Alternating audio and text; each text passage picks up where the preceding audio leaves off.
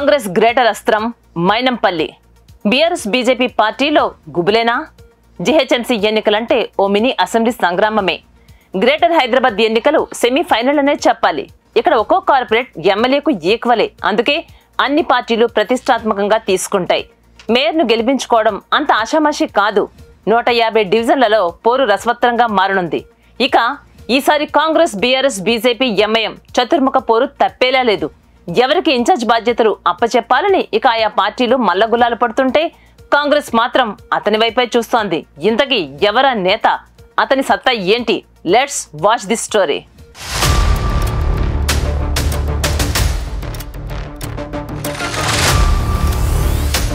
ఆయన మనసులో ఏమీ దాచుకోరు. మంచైనా చెడైనా మొహం మీదే చెప్పేస్తారు.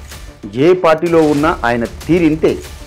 ఇక కార్యకర్తలకు, అనుచరులకు అనుక్షణ అందుబాటులో ఉండే నాయకుడిగా పేరు తెచ్చుకున్నారు. తెలంగాణలో ఫైర్ బ్రాండ్ లీడర్, హైదరాబాద్లో అణువణువు తెలిసిన రాజకీయ నాయకుడు ఆయనే మైనంపల్లి హనుమంతరావు. ఎమ్మెల్యేగా, ఎమ్మెల్సీగా వివిధ పార్టీల నుంచి ప్రాతినిధ్యం వహించిన సీనియర్ నేత మైనంపల్లి.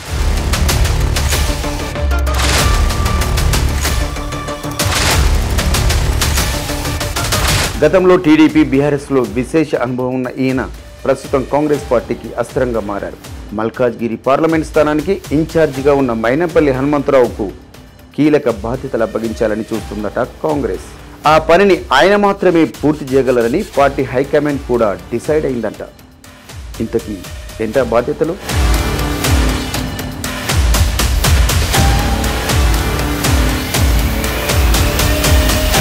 రాష్ట్ర విభజన తర్వాత జరిగిన తొలి ఎన్నికల్లో తెలంగాణలో అప్పటి టీఆర్ఎస్ అధికారంలోకి వచ్చింది. తొలి ప్రభుత్వాన్ని ఏర్పాటు చేసింది.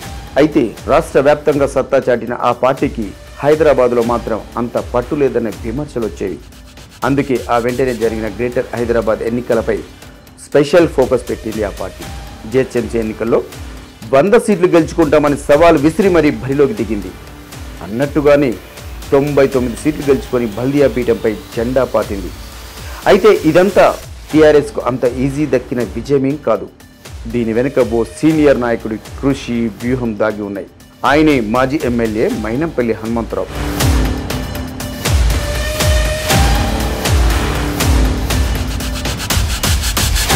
తెలంగాణ ఏర్పడ్డ తర్వాత టీఆర్ఎస్లో చేరిన ఆయన గ్రేటర్ ఎన్నికల భారాన్ని తన భుజాలపై వేసుకున్నారు. టీఆర్ఎస్ హైకమాండ్ తనపై పెట్టుకున్న నమ్మకాన్ని నిలబెట్టారు. గ్రేటర్లో ఏమాత్రం కేడర్ లేని అప్పటి టీఆర్ఎస్కు అన్నీ తానై నిలిచారు. అపూర్వ విజయాన్ని అందించారు. ఆ తర్వాత నగరంలో గులాబీ పార్టీ వేగంగా బలపడింది. దీనంతటికీ మైనంపల్లి మాస్టర్ ప్లానే కారణం.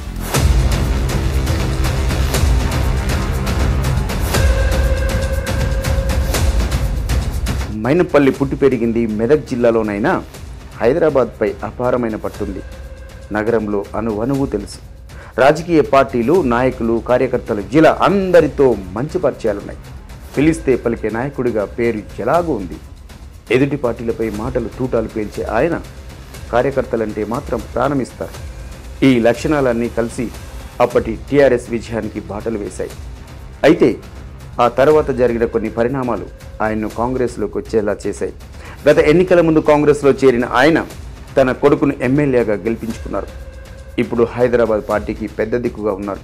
దీంతో త్వరలో జరగనున్న గ్రేటర్ ఎన్నికల భారాన్ని మైనంపల్లిపై వేయాలని చూస్తోందట ఆ పార్టీ హైకమాండ్.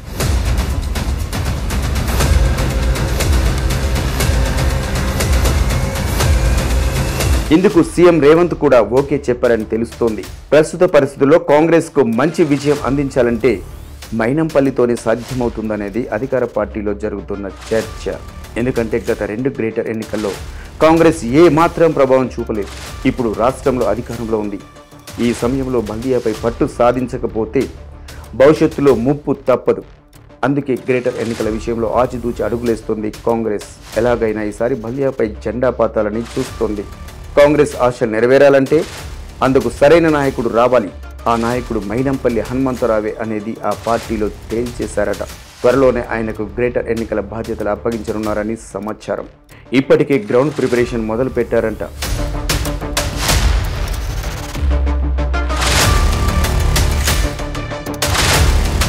వచ్చే గ్రేటర్ ఎన్నికల్లో 100కు పైగా సీట్లు గెలుపొందేలా మాస్టర్ ప్లాన్ రెడీ చేస్తున్నారట. ఈ వార్త తెలిసి బీఆర్ఎస్ బీజేపీలో గుబులు మొదలైందని సమాచారం. ఎందుకంటే మైనంపల్లి వ్యూహాలు ఎలా ఉంటాయో బీఆర్ఎస్కి బాగా తెలుసు. అలాంటి నేతను తాము ఎలా ఎదుర్కొంటామా అని పార్టీ నాయకులు అప్పుడే టెన్షన్ పడుతున్నారని సమాచారం. ఇక బీజేపీది కూడా సేమ్ సీన్.